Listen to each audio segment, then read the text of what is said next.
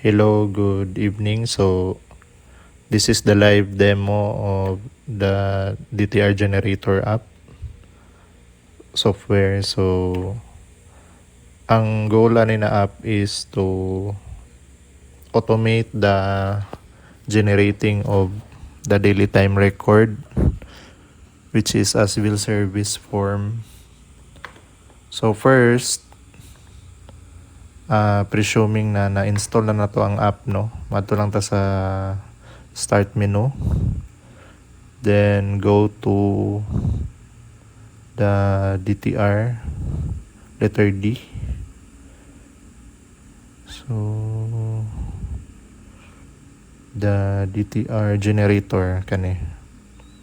Then run as administrator. Right click and run as administrator. So yes. So mo na siya ang entirety sa app interface niya. So we have the setup, the preview and generate, then the activity log. So tuloran ni ka-tabs. So first, we should establish first the employees, list of employees. So dire lang ta sa letter A, employee calendar and non-attendance records. At total diri sa manage employees. So click na tong manage employees. So I already entered an existing employees. So ang may tabuan ni is mag-import lang ta og CSV file. So sa Excel lang ta mo encode kay bali. The example of the working Excel file is mag-generate ko. Ibutang na ko sa desktop. So users NHS users.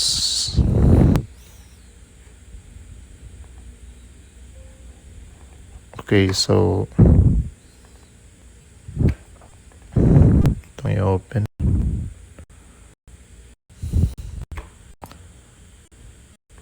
So ato lang encode kay bali nakabay column na. Employee ID is the biometric ID number.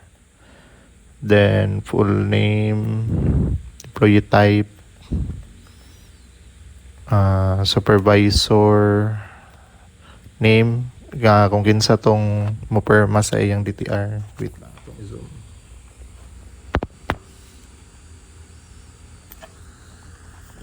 So kung kinsa ang moperma sa DTR, supervisor position, supervisor office, then surname, first name, middle name, suffix kung nasa junior or senior.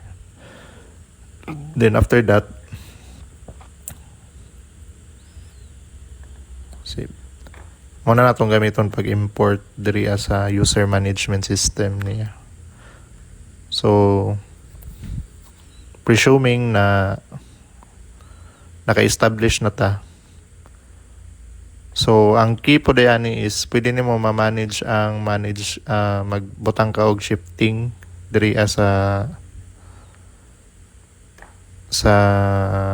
shift schedule niya, no?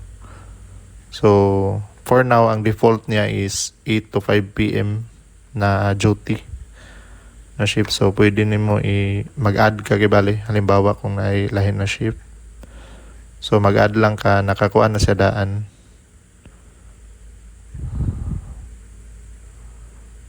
So, pwede lahi ang AM kanso sila dapat mag-start. So, kuan na is 3 AM man ang among gikuan. So, anytime at that, di siya malate kay bali. Or, sige ra. Already exists. So, after ma-establish ang user management, dire na din ta sa school calendar. So click na to ang manage school calendar. Nakabutang ang holidays. Halimbawa, June 12, Independence Day, national holiday. So all or for specific teaching lang ang or non-teaching. So by default all lang nato kay holiday man siya. Then school calendar periods. Kani ang gamit niya is during mga Christmas breaks o summer break na automatic na siya mo reflect sa DTR, dili na mag-manual. So pareha na yung summer break for 2026 starts on April 1, 2026 to June 5, 2026. So applicable lang siya for teaching since ang non-teaching is kuan man siya kanang on duty. So break, then full day siya kuan. Then atong June 8 natay suspension of work due to earthquake. So ibutang na nato no, all, then suspension, full day. Okay, so refresh. Okay, so in case of leave or na official business, dere lang ta sa manage na attendance. So halimbawa na siya mga leave pareha ni CTO, no, pwede na ma-indicate kung with pay or without pay ba. CC leave type.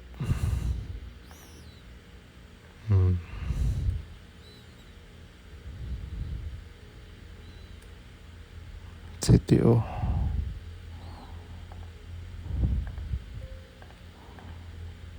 Compensatory time off sa teaching.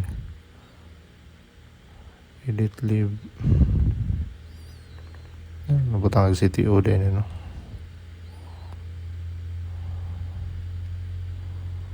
Compensatory time off. So, pwede ba vacation leave? Okay. Vacation leave with pay.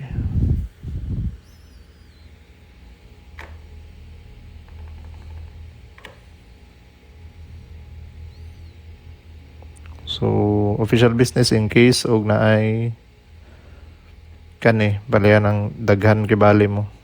Daghan kibali participant sa isa ka official business. So, pwede ra multiple selection.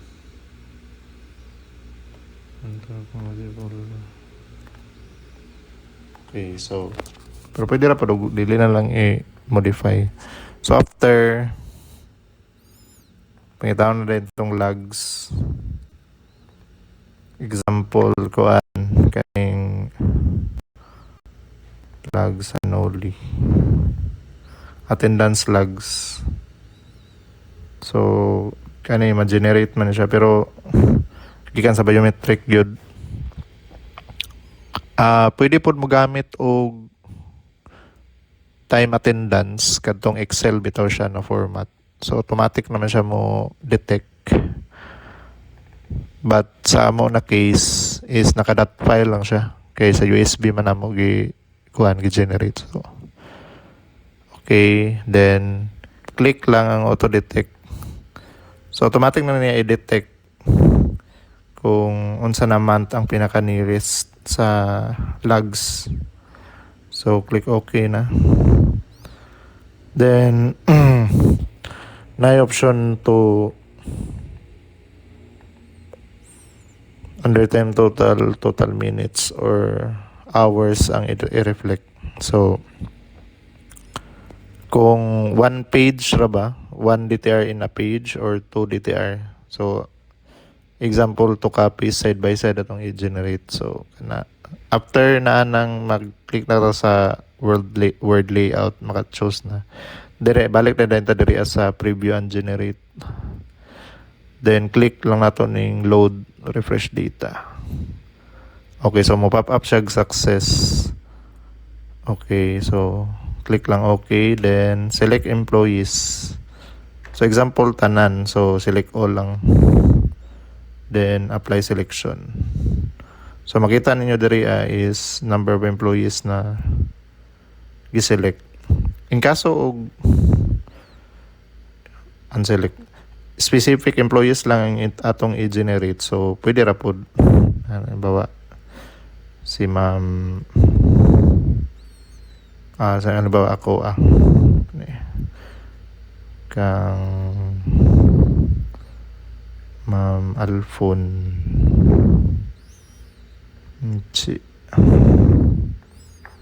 then apply selection lang dayon. After ma-select nimo ang chosen nimo na, so okay, 2 na lang dayon.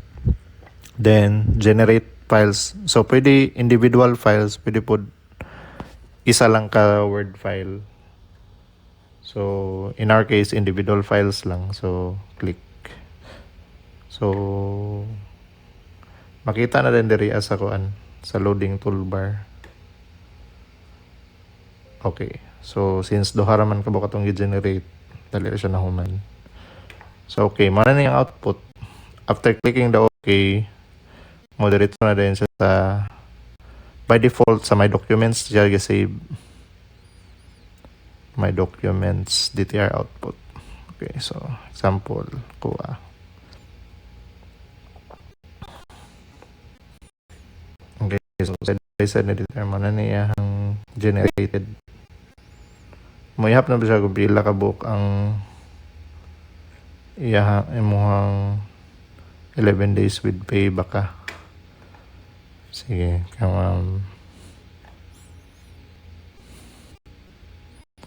so example na yung mga late. Si mamula man siya late. Mag-generate tawag na by leave. Select, then na by late. So may na late. Si Ma'am Alcard Rhea. Unselect Rhea. Okay, apply selection. Generate individual. Okay. Rhea Alcard. So kung na-late na 8:04, so automatic na siya for under time niya. So 4 minutes late, mo reflect na siya.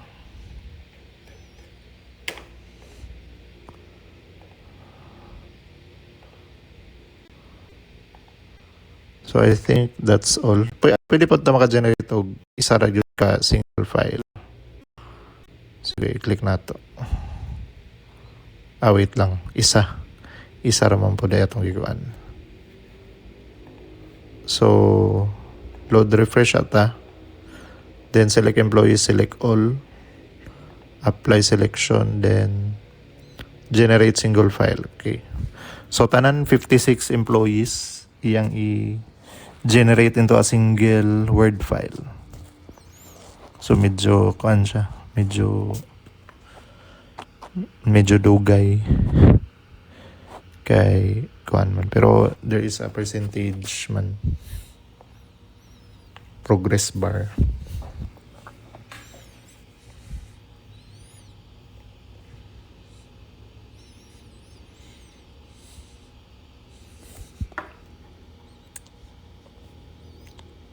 So while waiting, sagdanan nimo siya sa background. So, pwede po naman i-view yung activity logs kanina sa number 3.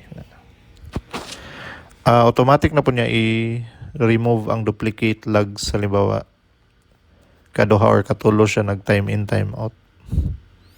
Within, kaya halimbawa ka ng naglibog siya ba kung naka-time in na ba siya, nakalimot siya na. So, pwede ra gyud niya pwede rin siyang punch outro.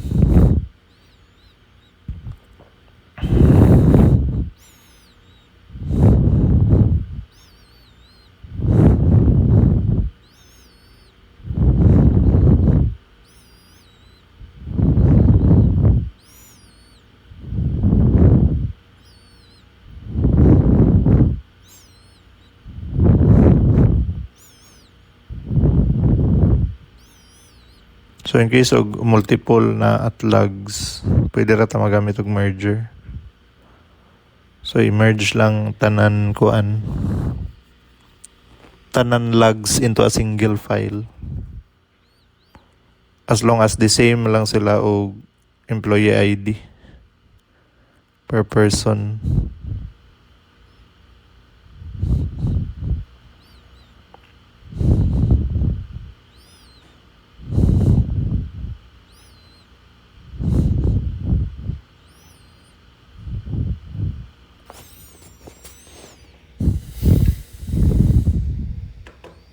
So napata sa 30. Okay. 55%.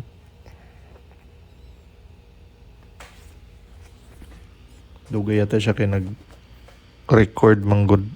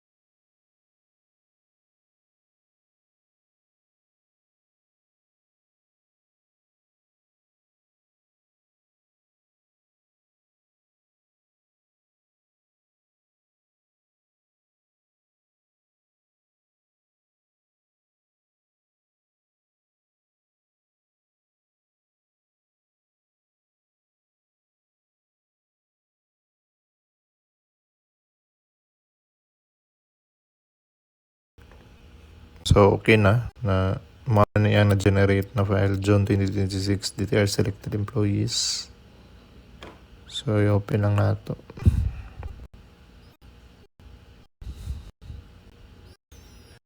Okay, so nakakuha na siya into one single file.